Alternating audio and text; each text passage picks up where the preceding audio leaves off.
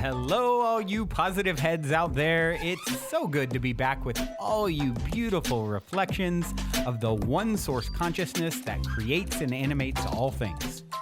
If you're new to this podcast, of course, we are super happy to have you here, and we just ask that you bring an open mind and heart to your listening experience and to be prepared to explore vantage points that I'm convinced will help shift or solidify your current understanding of the ultimate nature of reality in a way that is extremely empowering.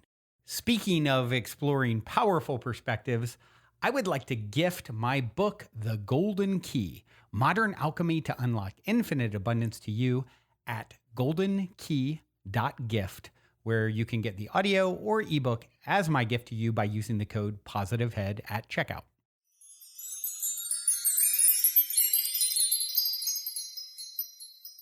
All right, all you positive heads, welcome one and all. I am super grateful that you are here today on this magical today. Every day is a magical today, and this day for me and a few other lovely ladies that I have here with me is an extra specially magical today because we are on the island of Kauai, Hawaii, the ancient land of Luminarian.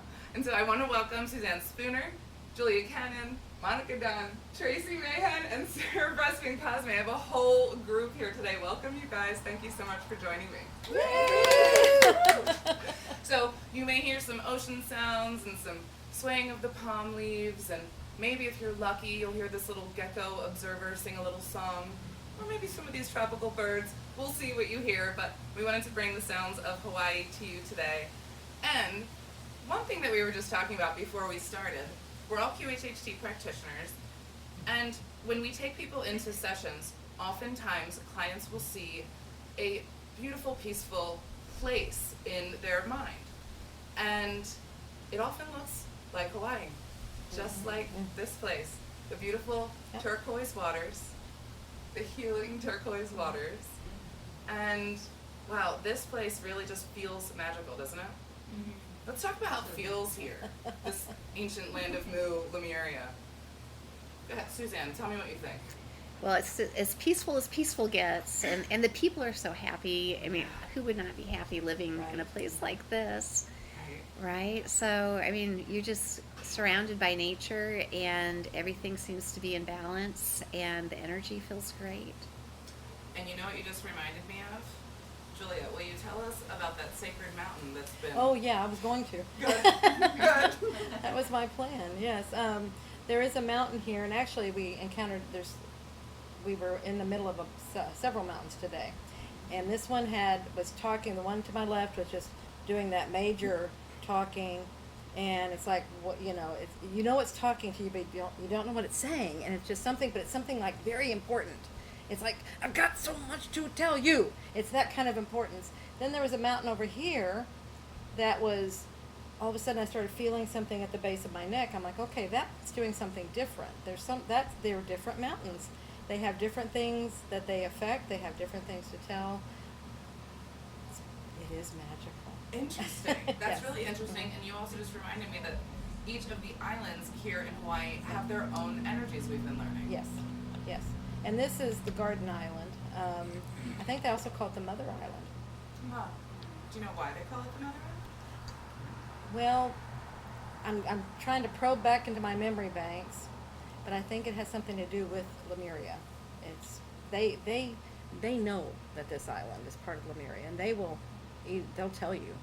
Where the other islands aren't quite as open about that, and so that's why you kind of question. But actually, all the islands are part of Lemuria, but this island is outright with it. Well, like when a large group of people live in a certain place, it leaves an energetic imprint. And when you're here as a guest, you tap into that energy. It's still felt here. And I think it's so interesting, because all of us are QHHT practitioners, and we've all had so many clients, I know I have, that have been regressed to Lemuria. And so it's really neat to be in this place because sometimes you'll see the mountains or you'll just feel the breeze, and it brings you right back to all those clients' memories, of this beautiful place with the compassionate people and their ancient civilization. And so many people have these memories. Yes. very similar memories that all come through. Now, Tracy, you guys all know that we put each other out into trance when we're here and like to get information. But Tracy asked Sarah this question in trance last night about that mountain that Julia was just talking about. Do you remember the answer? I do. There was a feminine birthing place for like goddess and This came out of me. yeah.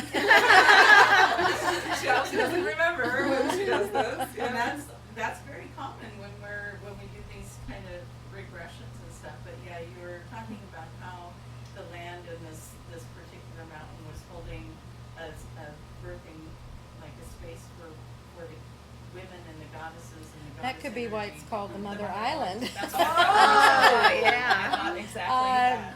Yeah, Mm. so it was a birthing place for the women to go to.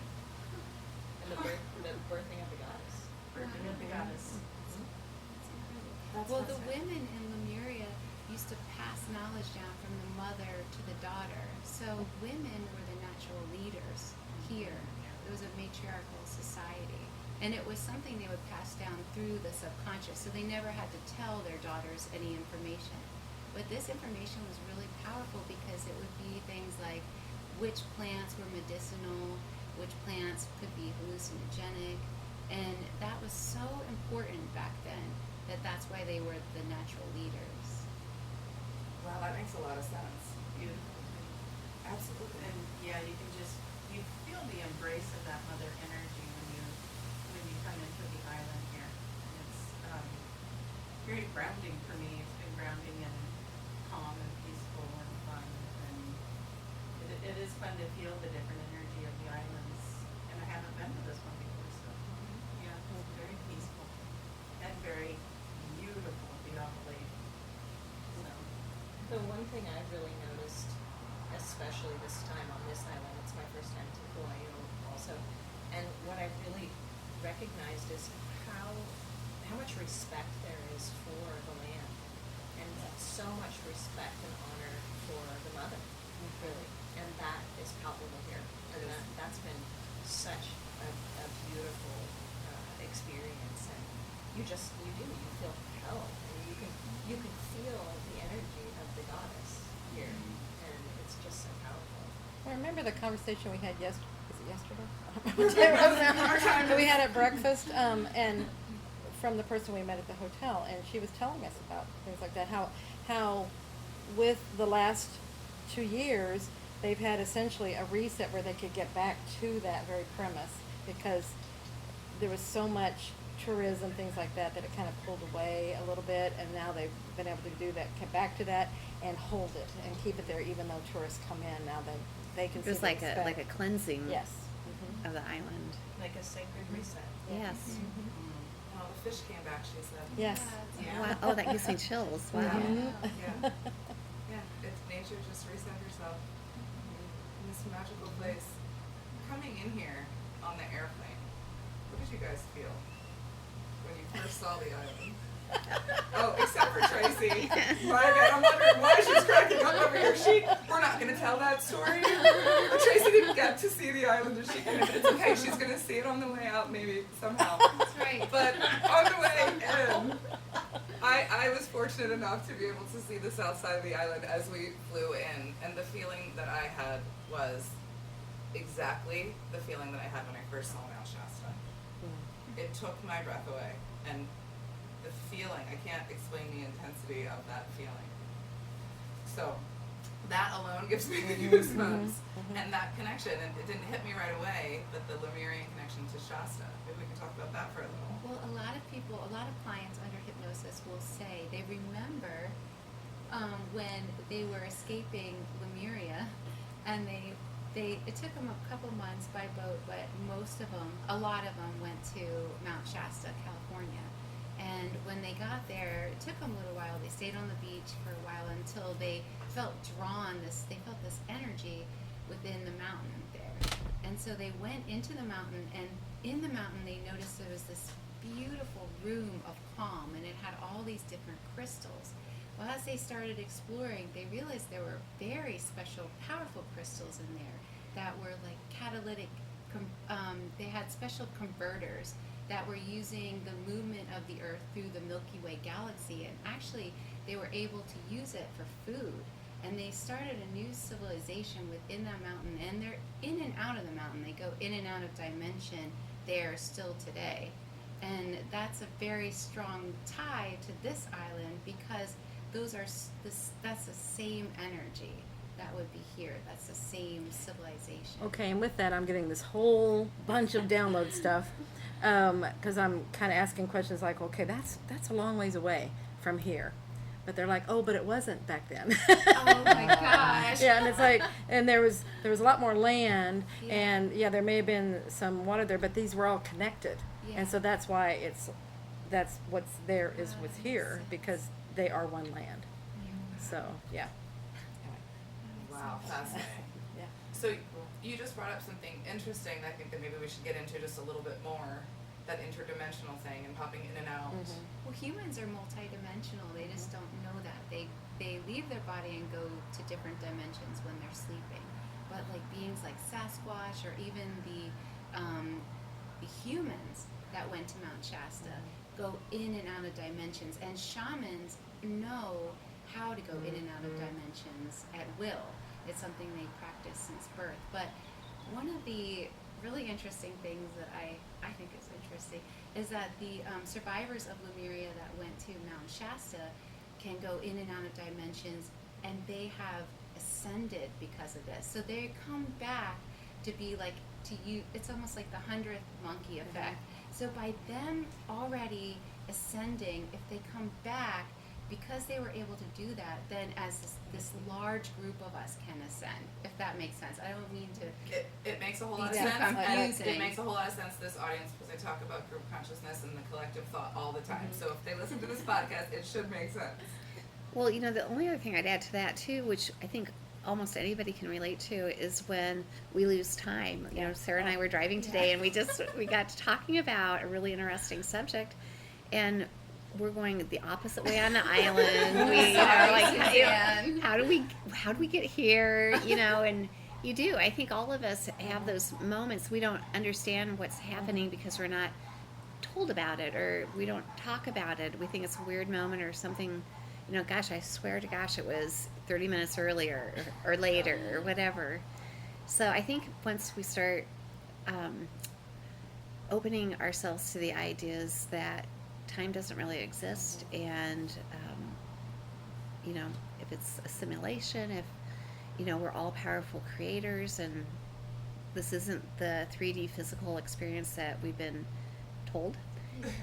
It really helps people to open their eyes and understand these very interesting experiences they can have. It's so true. And I mean, I'm sure you guys all get this all the time, but literally we're creating our own reality. And it's a constant thing we're told. Constant. Constantly. What's great is that, in sessions, everyone is doing that exact thing, is shifting dimensions. Yes. And so Yes. oftentimes their sense of time is really skewed. Really skewed. Right, Yes. right. Like either I've been here for weeks, lying here on your bed, or it's been 10 minutes. Yeah. I tell them too that this is a really cool part of evolution that we're witnessing right now in these sessions, because they're demonstrating that they can be in more than one place at one time, like you say. So they know that their body's resting comfortably beside us on the bed. They know that another aspect of them is in this whole other time and place, another planet, another dimension, and they can be aware of themselves in two places. And back, before people started feeling aware in sessions as they do now, when they had what we called amnesia experience, they weren't ready for that, and that's why their high selves took them into that space of not being aware, because we weren't ready. So it's from our perspectives, and I can just say from 10 years of doing this, to watch this progress to the point where people are accessing this information so much easier on their own. The session shows them the way to it. The recording that they receive helps cement this experience into them and strengthens the muscle to that part of them that knows everything, But where we're headed, what I hear in sessions often and throughout all these years, is that we're headed to the point where anybody can tap into this at any time. And you ladies are wonderful because we do this work all the time, and it's really easy for us to drop in. But that's more, and it's like the people that are driving down the road and all of a sudden they know the answer to a problem. We demonstrate it all the time. We're purposely not told what we're doing or how to do it so that we stay in a state of confusion and therefore controlled. Well, Suzanne, that right there was a mouthful of a whole lot of important stuff you just said. Oh, thank you. No, like, a whole lot of important stuff. And so I hope you guys all heard that and took that in, because that was, important, very important. Yeah. And the beauty of it is that people are awakening, and they are recognizing Oh, that gave me chills. that we've been controlled, and it's time for that to end. And you know what? Like, no, the bad guys, good guys. None of that. It's like we signed up for this, and we signed up to be the ones that start becoming more aware about it all. And we can moan and groan about it, but it's actually a very exciting experience to come from this sleep state to this awake state. Yeah, let's go back to the idea of the simulation. If we created a simulation to come in, how do we know we didn't set up the whole mind control thing to overcome? Oh yeah, because we learn from it. We created the game. We create the fear, the worry, the So it's exciting when we get to these milestones of the game and keep getting to evolve. I mean, that's the ultimate milestone, is we go, I did this. Are you kidding me? I created this whole thing. Because back to the collective, we as a collective, whatever is going on in the world, you're responsible. I'm responsible. All of us are responsible because we did it. If it's happening, we allowed it. We created it. We wanted to experience it, really. No victims. Like, that's the thing. No, absolutely. It's all happening for us. Every single thing, every single experience, all happening for us, and we get to make these experiences. Cool thing about, I think, this place too, it really shows you this with time being an illusion, different dimensions. Time actually moves slower here. It literally does. We'll be up for, I don't know, it'll feel like we're up for half the day. Oh, it's only 8 a.m. Yeah. You know? We've done that a few times. Yes. Well, you get up at 3. That helps, I guess. It kind of does for half a day, right? But this concept of just having these experiences and there is no good, there is no bad. That contrast is here for our learning purposes. If it wasn't here, we wouldn't get out of this game what we're supposed to get out of it. Right. Well, people are always saying, what am I doing here? Why am I here? That's it right That's there. it. That's If it. you didn't have these things, then it would be, why are you here? Right, what would be the point? We're here to have experiences. What would And be we the learn point? along the way Yeah. from those Yeah. experiences. Yeah. And some people do get to come into this life to have an easy one and not get to have all these crazy because they didn't choose that this time, because they've had those experiences and maybe they just wanted to have an easy one this time because they already did all that. And some and people so it's a little come- reward. And some people come in to not awaken. Some people Yeah. come in Right. to hold the negative polarity. And no matter what you do, they're never going to, But by them doing that, that helps you awaken and you to Exactly. develop and Yes. you to grow. And so they are Yeah. doing their part beautifully. Exactly. Yeah, the They're last 2 playing years have been a role. perfect example of Yes. all of this, Yes. right? I mean, wow, we've really created a wild movie. Yeah. Absolutely. And so empowering once you recognize that you're creating it. Yes. Then, Very. then you can just look back and just see your movie and Yeah. go, Mm-hmm. wow, Yeah. this is really fascinating. And thank every villain in your life. Yeah. You're right, they're great I know. teachers. Absolutely. Yes. Without them, you wouldn't have learned. You wouldn't have grown. You wouldn't have gained that strength, that wisdom, that ability to make that decision or whatever it is. So yeah, that villain is definitely someone, and they're not always a villain, but that's just their archetypal word that I'll call for that person. And you that know, hurt you, or- somebody's villain is another person's hero. Exactly. That's true. Right. Yeah. Well, and you will always find that a villain, let's call them a villain in this life, is probably your very best friend Yes, on the other yeah. side. So it's always. like, you know, they're just playing their role really, really well. Yeah. And that, when you just said that, I see us best friends up there talking, making that contract, like, ooh. All right. That's gonna be I'll do dicey, this but I'll do now. it. Okay, I'll play the bad guy. That's true. It's gonna be fun. Absolutely. Yeah. I mean, I think we can all probably think of a relationship in our lives where that's been the case. I'm gonna help you feel this way so that you can learn X, Y, or Z. You know, I find that when we're in the sessions and they're done with looking at the lifetime that they go to, and they're looking back on the lessons and the purpose of it, sometimes, you know, if it was a tragic ending, you know, I'll ask, you know, how do you feel about that person that killed you? You know, and they'll go, you know, he was just doing what he needed to do. There's very rarely is there anger towards it. It's just like, this is how it was supposed to play out. And, you know, we get really tied into that negative, you know, somebody dies tragically, you want to be mad at somebody, and that's a human emotion. But from a higher perspective, we see the playing out from all sides. Yeah, especially when you know that you're choosing how you exit too. Yes. And you may have made a contract with that person to take you out. Yes. Yes. Yes, it is. And so, yeah, and then it's empowering once again. No That's what victim. it's really all about, recognizing, remembering who you are, your power. We're powerful beings. What's your mom saying? We're great and powerful beings, and then I add to it, we just forgot. Exactly. That's it. We are great and powerful beings. We just forgot, and this is the only way we remember. Yeah. Yeah. Or- We remind humans. each other. We Yes, are here to we're help humans. each other, and that's one of the greatest things that we are reminding each other of, is who we really are. Yes. All intuitive. We all have the answers, just like Suzanne was saying before. It's really important. Every single one of you has the answers. You have this power. Everyone has it. I love you all so much. Thank you for joining me today. And we're going to leave you with a song for today that we got the pleasure of hearing played live last night. This song is called Somewhere Over the Rainbow by Israel Izzy, and I'm not going to try to butcher his Hawaiian name because I can't even try. So you guys know who we're talking about. We love you so much for being with us today. Love you all. Till next time. Aloha!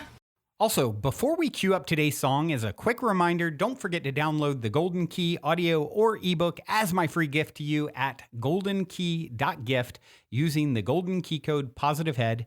And please, if you enjoy my gift, leave a positive review on Amazon so others can unlock their lives with the help of the Golden Key as well.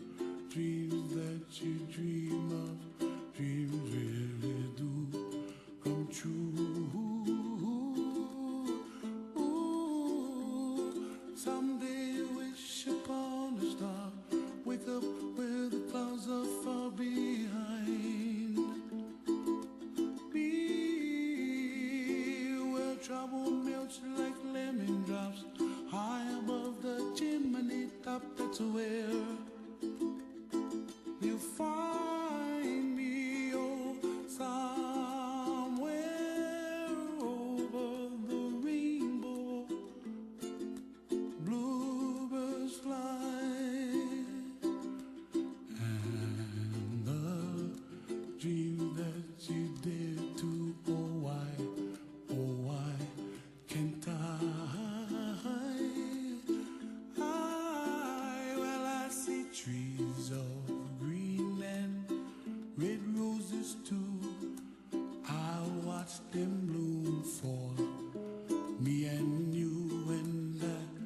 to myself, what a wonderful world. Well, I see skies of blue and I see clouds of white and the brightness of day. I like the dark and I think to myself, what a wonderful world. The colors of the rainbow, so pretty in the sky, are also on the faces of people passing by. I see friends shaking hands, singing, how do you do? They really say, I love you. I hear babies cry and I watch them grow. They'll learn much more than we'll know. And I think to myself, what a wonderful world.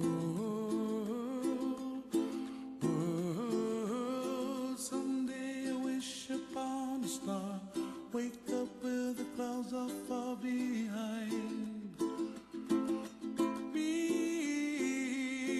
where trouble melts like a lemon drops high above the chimney top. That's where you find me, oh, somewhere over the rainbow, way up high, and the dream